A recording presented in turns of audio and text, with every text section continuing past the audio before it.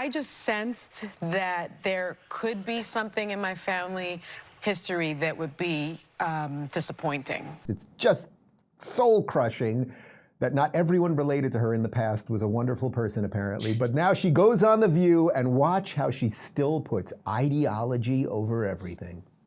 You know, I was really reluctant. I don't know how you felt when you did it, Whoopi, but I was really reluctant to do it because I just sensed that there could be something in my family history that would be disappointing.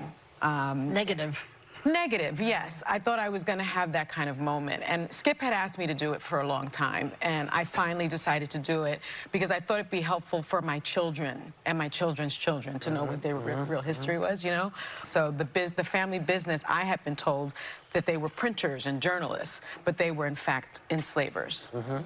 And my mother so a hush fell over the audience. was deeply disappointing. Sunny, how does this change you, though? You mentioned your mom was upset and this was shocking, and maybe deep down you kind of resisted it. How has this changed you, knowing what you're hearing now? You know, I think at first I was deeply disappointed. The slave thing is a bummer. It's a bummer. I can't control it. I still believe, I still believe in reparations, by the way, so y'all can stop texting me and emailing me and saying that I'm a white girl and that I don't deserve reparations.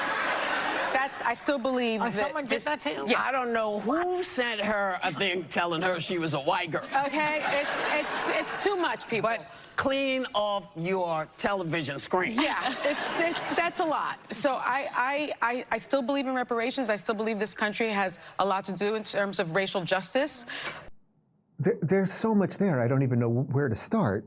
First off, on Joy Behar's tombstone, it should say, "The slave thing is a bummer." That's what it should say on Joy Behar's tombstone. That's one part. But she's still into reparations. Oh, does that mean she wants to pay reparations now? What the high hell is she talking about? And also, you know, I was thinking while I was watching this, I have a genealogist in my family. Her name is Henny. She's on my mom's side. She's 100 years old. She's traced on my mom's side of the family back to the mid-1750s.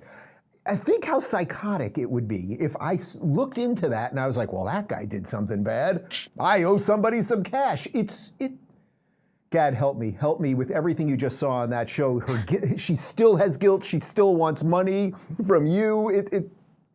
Well, I'm gonna link it back to what I said earlier. If you remember when I talked about what is the most surprising thing that I've ever seen in my career, if you remember, I said the inability of people to change their minds in light of incoming new evidence. So now she received this evidence. It should theoretically make her a bit more intellectually humble and say, wait a minute, maybe my identity politic positions are wrong. No, she doubled down and said, yeah, reparations. So it's exactly proving my point about how most people are simply unable to ever shift away from their anchored positions. It's soul-crushing.